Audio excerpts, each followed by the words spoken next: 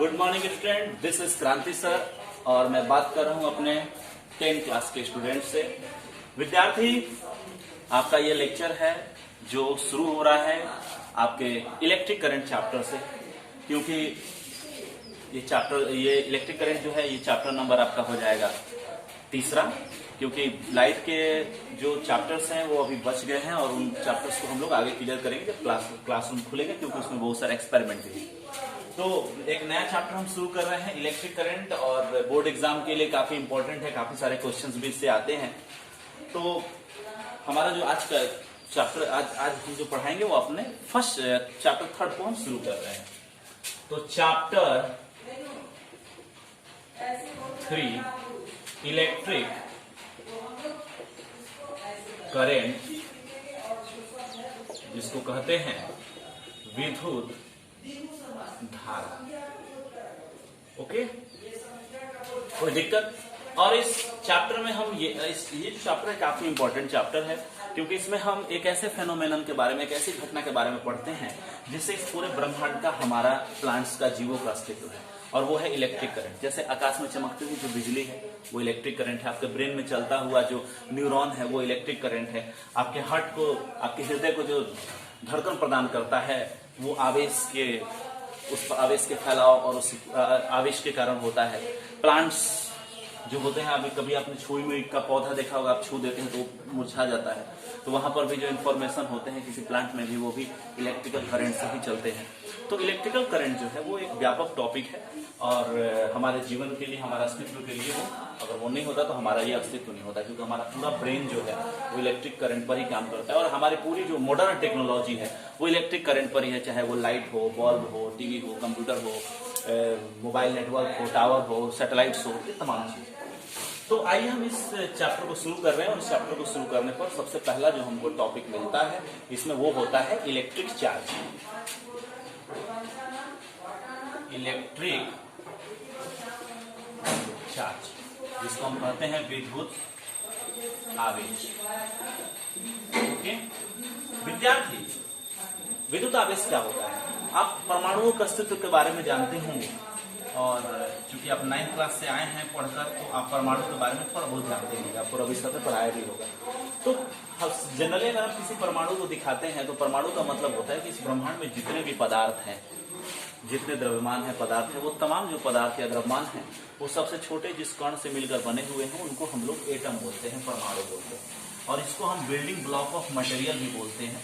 और इस परमाणु जो होता है, जनरली परमाणु का जो मॉडल होता है जो आपके लिए है, वो इसमें क्या होता है, परमाणु एक गोलाकार होते हैं जिनका साइज 10⁻⁻10 मीटर होता है, और इसके केंद्र में एक धन आवेश होता है, एक प्रोटॉन नाम का कण होता है, और उसके चारों तरफ एक इलेक्ट्रॉन जो होता है वो चक्कर काटता है। तो ये जो ऐसे दो फंडामेंटल सब एटॉमिक पार्टिकल हैं, जिसको बोलते हैं प्रोटॉन और इलेक्ट्रॉन, ये जो होते हैं ये आपको चार्ज कहे जाते हैं, आवेश कहे जाते हैं। ठीक है, तो इसको हम क्या बोलेंगे, इन दोनों को हम बोलते हैं आवेश। तो आवेश की परिभाषा क्या हो जाएगी? मूल कण इलेक्ट्रॉन तथा प्रोटॉन आवेश कहे जाते हैं। तो हम इसको लिख देते हैं यहां पर, मूल कण इलेक्ट्रॉन तथा प्रोटॉन आवेश कहे जाते हैं। ओके, दूसरी परिभाषा यह भी हो सकती है कि यदि आपके पास एक विद्युत चुंबकीय क्षेत्र है, मान लेते हैं आप यहां पर एक चुंबक रखे हैं जिसका नॉर्थ और साउथ पोल होता है, आपने 8th क्लास में इसको पढ़ा भी होगा, और साथ ही आपके पास एक तार है जिसमें धारा प्रवाहित हो रही है, और ये मान लीजिए ट्रांसफार्मर से जुड़ा हुआ है। तो यहाँ पर इसके बीच में क्या होगा, एक विद्युत और चुंबकीय क्षेत्र पैदा होगा, और यदि आप कोई भी आवेशित कण को इसके अंदर भेज रहे हैं तो वो क्या होगा, अपने पथ से विचलित हो जाएगा, जिस रास्ते वो चल रहा है उस रास्ते से क्या हो जाएगा, मुड़ जाएगा। तो ऐसे जो कण होते हैं जो विद्युत चुंबकीय क्षेत्रों में विचलित होते हैं, उनको हम लोग क्या कहते हैं, आवेश कहते हैं। तो दूसरी परिभाषा क्या हो जाएगी, या ऐसे कण जो विद्युत चुंबकीय क्षेत्र में विचलित हो, विचलित हो उन्हें आवेश कहते। ओके,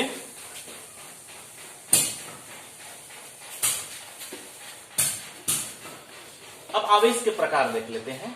आवेश के प्रकार, आवेश के प्रमुखतः दो प्रकार होते हैं। एक है पॉजिटिव मतलब धन आवेश,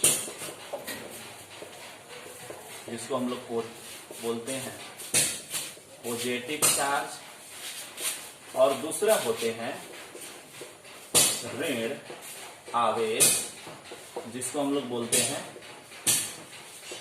negative charge. Okay, positive charge कौन कौन है? पॉजिटिव चार्ज जो होते हैं उसमें सबसे पहला जो होता है वो प्रोटॉन होता है। प्रोटॉन, उसके बाद होता है धन आयन। धन आयन जैसे Na+, He+, इस प्रकार से धन आयन होता है, प्रोटॉन होता है, धन आयन होता है। नेगेटिव चार्ज में होते हैं इलेक्ट्रॉन,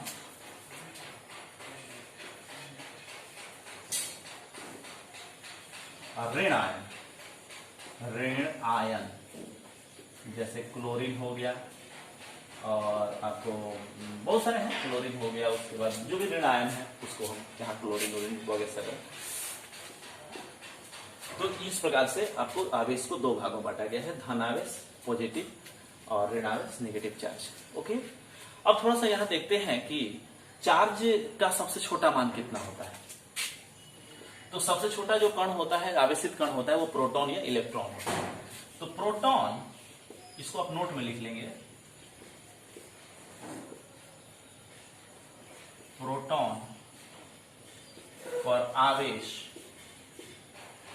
1.6 × 10⁻⁻19 कूलम एवं इलेक्ट्रॉन पर आवेश -1.6 × 10⁻⁻19 कूलम होता है, जिसे स्मॉल ई से सूचित किया जाता है। सूचित किया जाता है।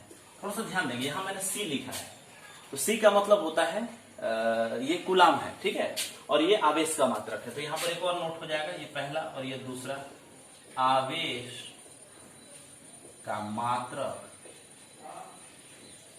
कूलम होता है। ओके, अब 1 कूलम का कितना मान होता है उसको हम आगे कैलकुलेट करेंगे, ठीक है। कोई दिक्कत विद्यार्थी? तो यहां तक आप समझ लिए, ये फर्स्ट चैप्टर था और यहां तक आप सबसे पहले इसको कंप्लीट कर लेंगे, ठीक है।